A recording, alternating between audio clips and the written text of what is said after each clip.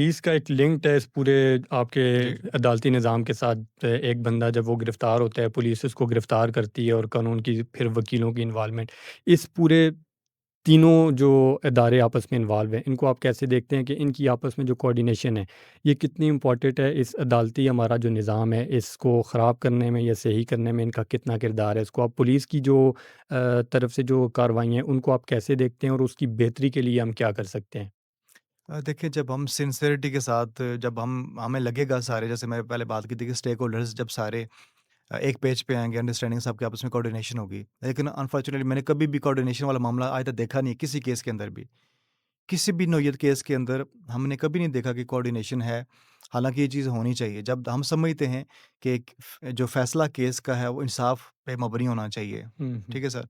पर safe administration of justice जब हम उसकी बात करते हैं कि देखें, ज़ालिम मज़लूम के साथ इंसाफ होना चाहिए। दोनों के किस ज़्यादती किसी के साथ भी नहीं होना चाहिए, चाहे मुल्ज़िम हो, चाहे मुद्दई हो, कंप्लेनेंट हो।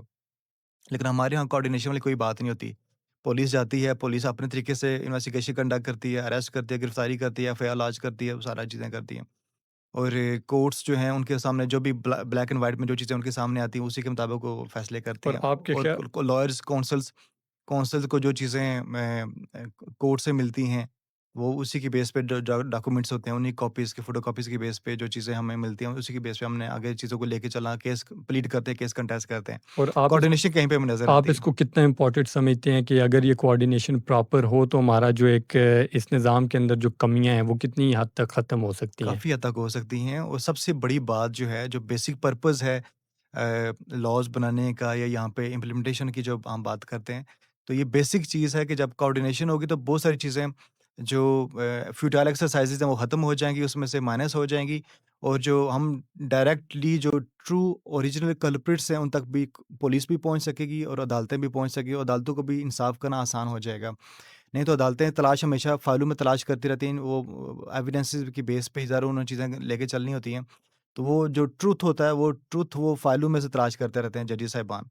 तो ये जब कोऑर्डिनेशन होगी आपकी, पुलिस की होगी, अदालतों की होगी, प्रोसिक्यूशन की होगी, कोर्ट्स की होगी, वकला की, कौंसल्स की होगी, तो उससे एक ये बहुत आसान हो जाएगा कोर्ट के लिए भी, और जो उसमें जो पार्टीज़ इन्वॉल्व हैं। देखिए, हमेशा हर केस में एक उसमें हक पे होता है, एक ज़्यादती पे होता है हर केस के अंदर, ठीक है?